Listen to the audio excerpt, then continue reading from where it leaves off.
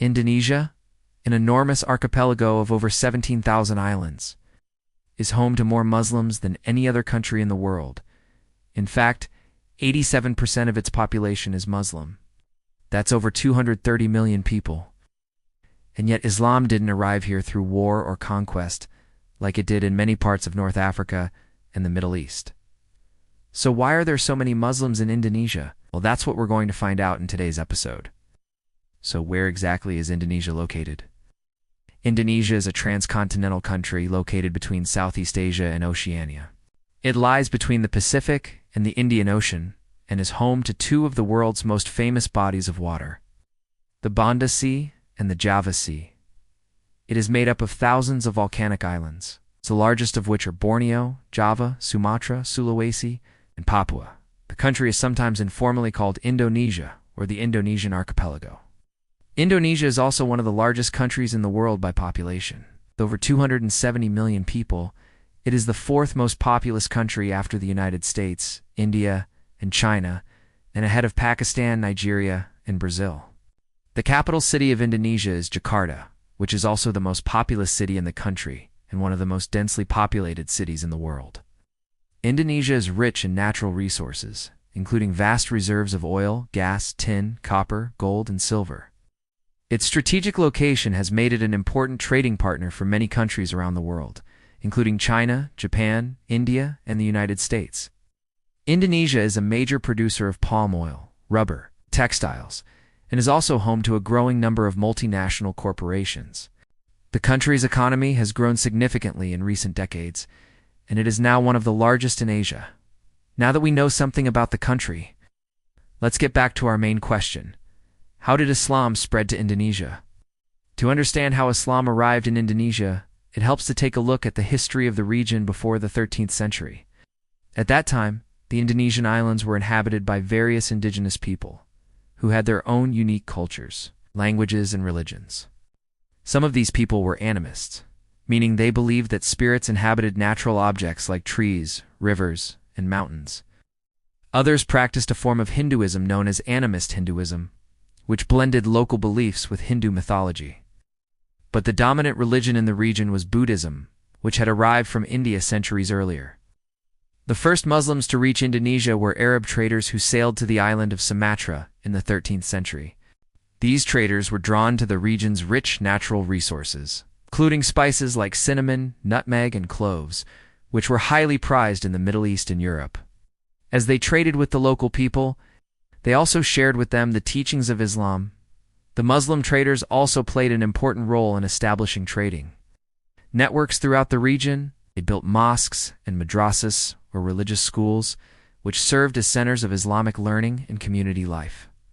One of the first major cities to embrace Islam was Malacca, located on the island of Sumatra. By the 14th century, Malacca had become a prosperous trading center, and its ruler, Sultan Alauddin Rial, converted to Islam. This marked an important turning point in the spread of Islam in Indonesia.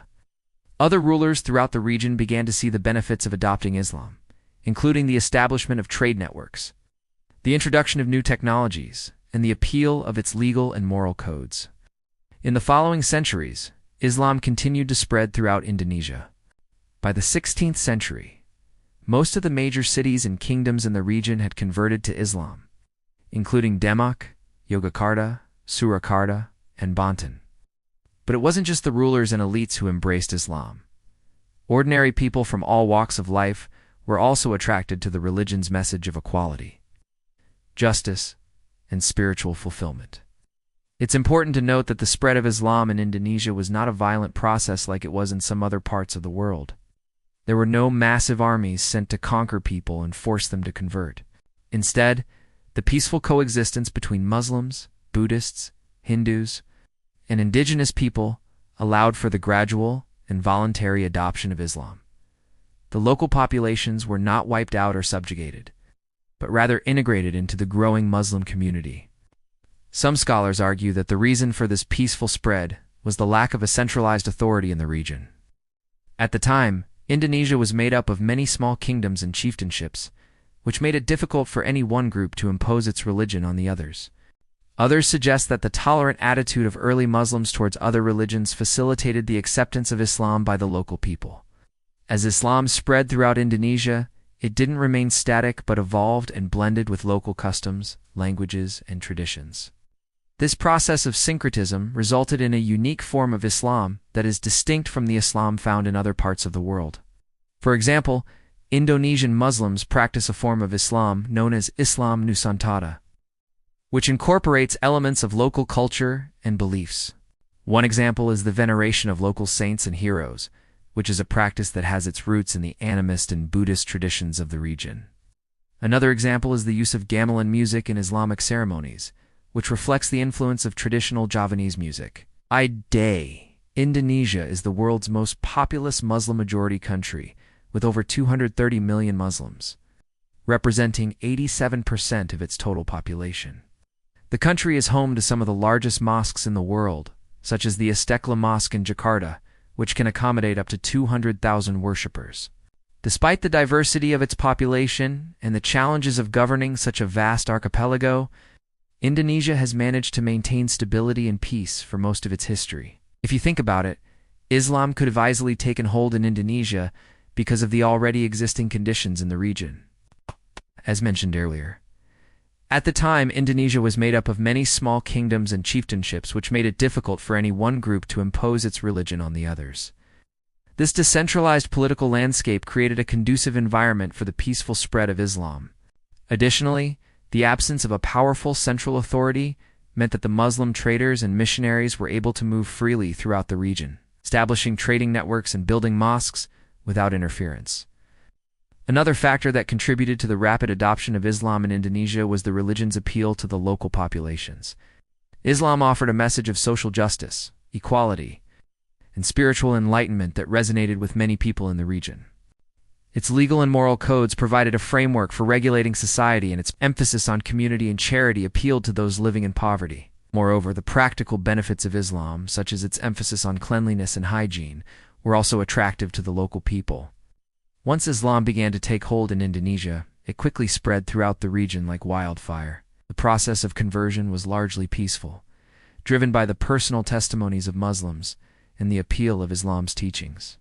This organic spread of the religion was facilitated by the establishment of trading networks, construction of mosques and madrasas, and the efforts of Muslim missionaries. However, it's important to acknowledge that while the spread of Islam in Indonesia was largely peaceful, there were instances of violence and coercion. For example, in some areas, local rulers used military force to suppress non-Muslim communities. Nevertheless, these instances were not widespread, and the overall trend was towards peaceful coexistence and interfaith dialogue. And lastly, Islam also contributed to the development of Indonesian culture and identity. The fusion of Islamic traditions with local customs and beliefs gave rise to a unique form of Islam known as Islam Nusantara, which continues to shape the religious practices and cultural norms of the Indonesian people. This syncretic tradition reflects the openness and adaptability of Islam and its ability to coexist with other religions and cultural norms. So in conclusion, Islam became such a big part of Indonesia because of a variety of factors, including the decentralized political landscape, the appeal of Islam's teachings, the establishment of trading networks, and the efforts of Muslim missionaries. The spread of Islam in Indonesia was a gradual and peaceful process that resulted in the conversion of millions of people and the creation of a unique form of Islam known as Islam Nusantara. Today, Indonesia is the world's most populous Muslim-majority country, and Islam continues to be a defining feature of Indonesian culture and identity. So there you have it, the fascinating story of how Indonesia became the largest Muslim country in the world. We hope you enjoyed this journey through history and culture. If you did, don't forget to give us a thumbs up and subscribe for more informative and entertaining content. And if you have any thoughts or opinions on this topic, feel free to share them with us in the comments below. Thanks for watching, and we'll see you next time.